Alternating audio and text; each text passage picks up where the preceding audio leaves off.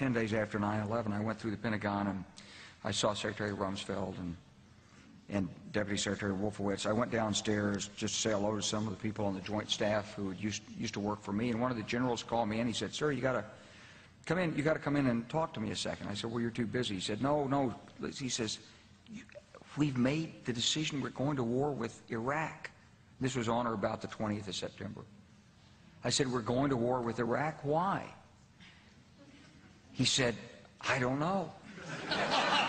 He said, "I guess they don't know what else to do."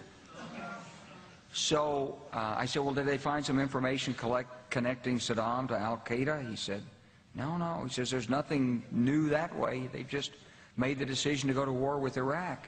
He said, "I guess it's like we don't know what to do about terrorists, but we've got a good military and we can take down governments." And he said, "I guess if the only tool you have is a hammer, every problem has to look like a nail."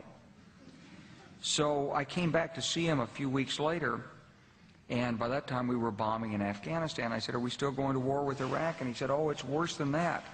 He said, he reached over on his desk, he picked up a piece of paper, and he said, I just got this down from upstairs," meaning the Secretary of Defense's office today, and he said, "This is a memo that describes how we're going to take out 7 countries in 5 years, starting with Iraq and then Syria, Lebanon, Libya, Somalia, Sudan, and finishing off Iran."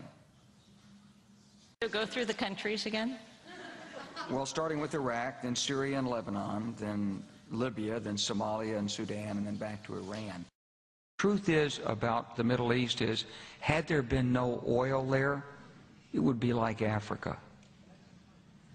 Nobody is threatening to intervene in Africa, and there's no question that the presence of petroleum throughout the region has sparked great power involvement.